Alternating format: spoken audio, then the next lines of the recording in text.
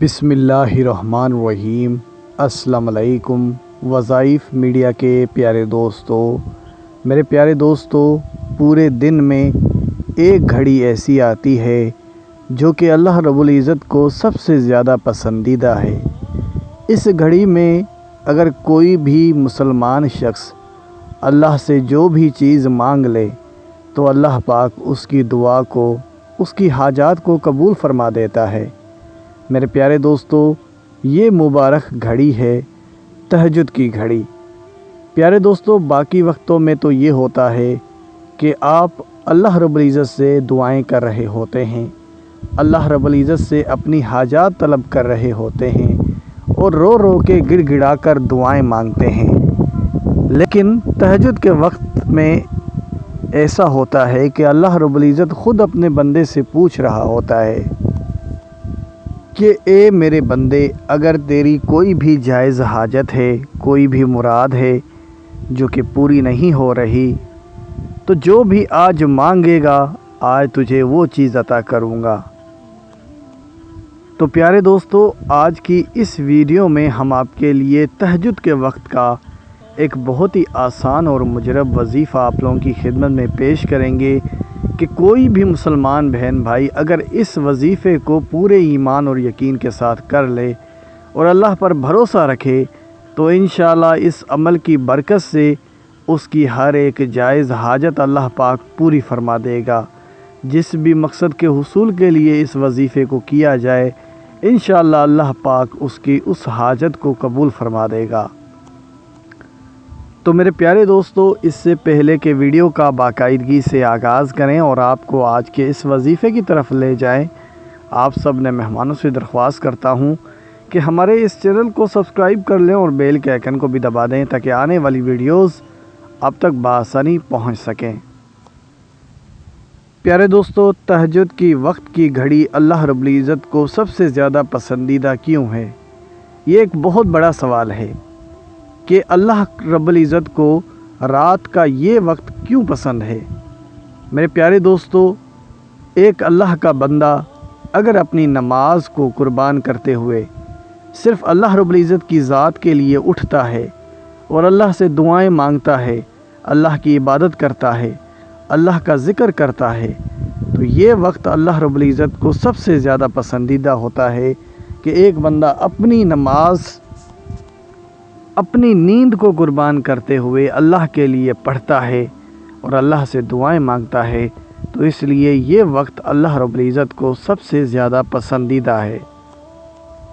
اور یہ بات بھی یاد رہے کہ آپ صلی اللہ علیہ وآلہ وسلم نے اپنی زندگی میں صرف ایک تہجد کی نماز چھوڑی ہے، اور وہ بھی اس لیے چھوڑی کہ کہیں یہ میری امت پر فرض نہ ہو جائے۔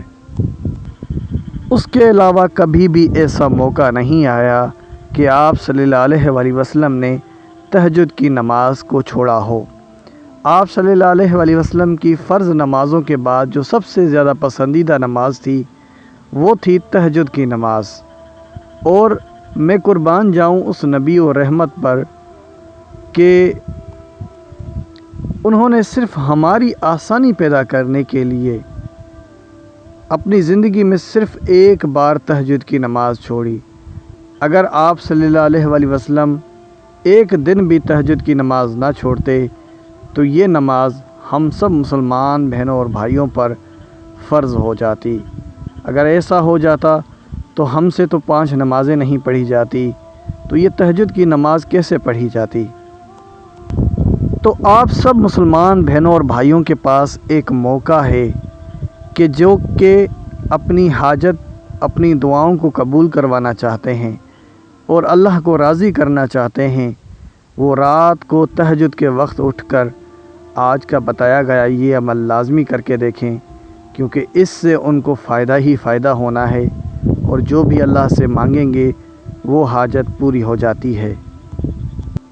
پیارے دوستو، اس وظیفے کو کرنے کے لیے آپ نے سب سے پہلے تہجد کی نماز کو ادا کرنا ہوگا، کیونکہ اس سے بڑا اور کوئی عمل نہیں ہو سکتا۔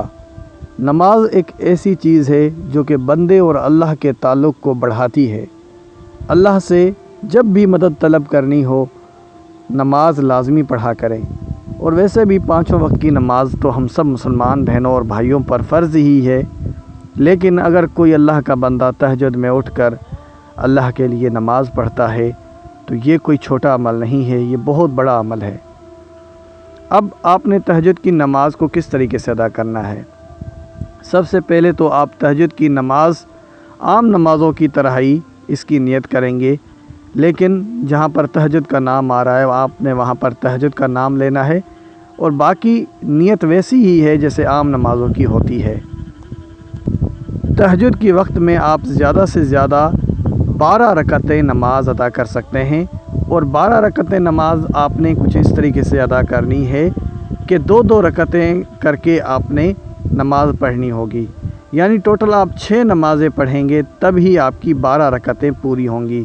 یہ یاد رہے کہ آپ نے 4 رکعتیں ادا کر کے نماز ادا نہیں کرنی، آپ نے 2 رکعتیں ادا کر کے نماز ادا کرنی ہے، اور ٹوٹل آپ نے 12 رکعتیں پڑھنی ہیں، یعنی 6 نمازیں ہوں گی۔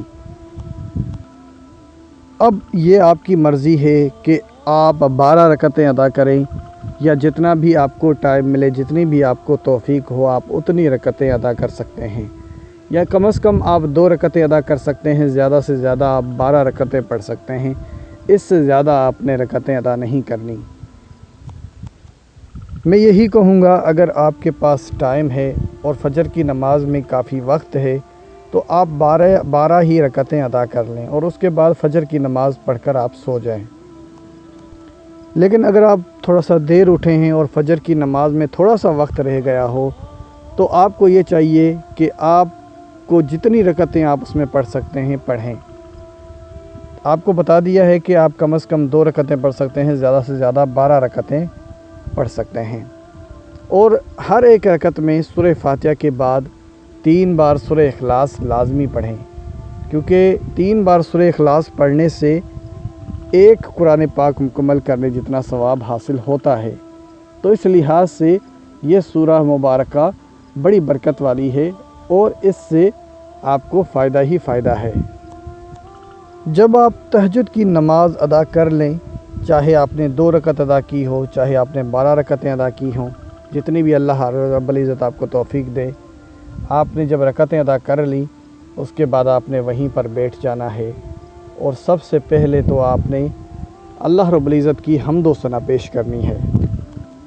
اس کے بعد آپ نے یہ وظیفہ شروع کرنا ہے۔ وظیفے کا طریقہ کار کچھ یوں ہے کہ سب سے پہلے تو آپ 11 بار درود پاک پڑھیں گے۔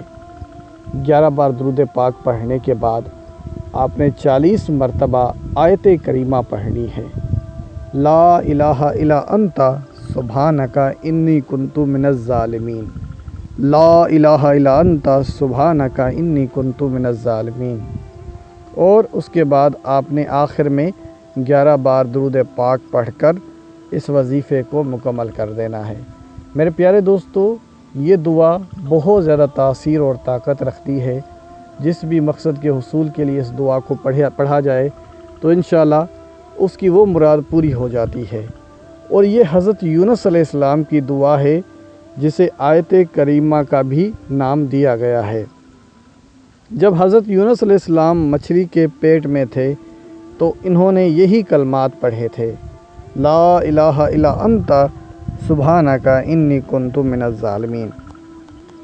اور اس عمل کی برکت سے اللہ رب العزت نے انہیں مچھلی کے پیٹ سے نجات دلائی۔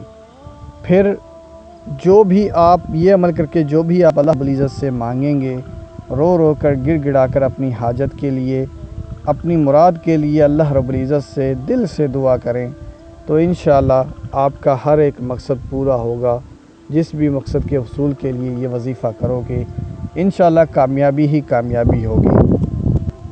پیارے دوستو، یہ وہ کلمات ہیں جنہیں مشکلات کے وقت، پریشانی کے وقت نبیوں نے ادا کیا، تو اس کی تاثیر کا اندازہ تو آپ خود ہی لگا سکتے ہیں کہ کتنی بڑی برکت والے یہ کلمات ہیں۔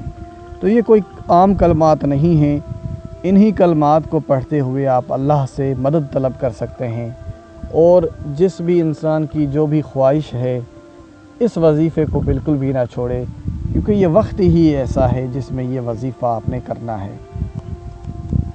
تو میرے پیارے دوستو، یہ ویڈیو ہماری ایک چھوٹی سی کاوش تھی پسند آنے پر اسے دوستوں کے ساتھ شیئر کریں۔ اگر آپ لوگوں کا کوئی سوال ہو تو میں کمنٹ کریں۔ اسی کے ساتھ اجازت چاہوں گا، اپنا بہت سارا خیال رکھیں۔ اللہ حافظ۔